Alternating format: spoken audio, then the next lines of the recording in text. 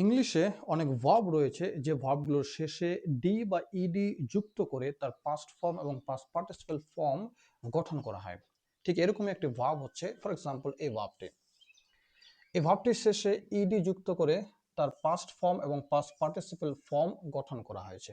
তবে এই ধরনের ভার্বগুলি যে ভার্বগুলির শেষে ইডি থাকে এই ভার্বগুলির উচ্চারণ বিভিন্ন ধরনের হয়ে থাকে। মূলত তিন ভাবে এই ধরনের ভার্বগুলো উচ্চারিত হতে পারে। আজকে আমরা এক ধরনের উচ্চারণ নিয়ে আমরা আলোচনা করব। যে সমস্ত ভার্বের শেষে ট সাউন্ড থাকবে, যে সমস্ত ভার্বের শেষে ট সাউন্ড থাকে অথবা ড সাউন্ড থাকে, সেই সমস্ত ভার্বের পরে সে সমস্ত ভার্বগুলিকে আমরা যদি ইডি যুক্ত করে তার পাস্ট ফর্ম এবং পাস্ট পার্টিসিপেল ফর্ম গঠন করি তাহলে সেই ইডি এর উচ্চারণ হবে ইড।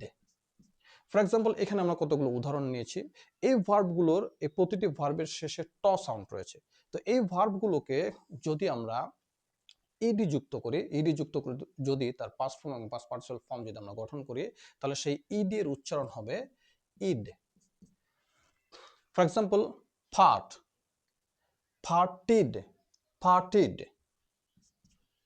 হেইট, হেইটিড, ইডির উচ্চারণ ইড।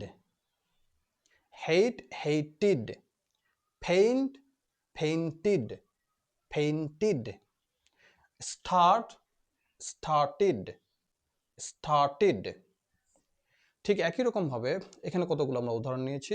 এই প্রতিটি ভার্বের শেষে ড সাউন্ড রয়েছে, ড সাউন্ড রয়েছে।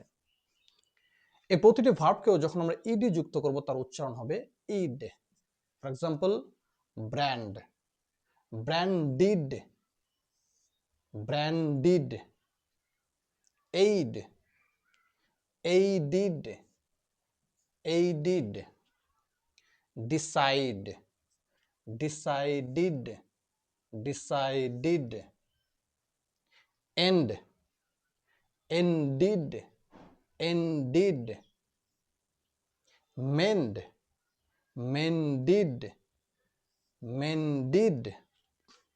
Nod, nodded, নডিড।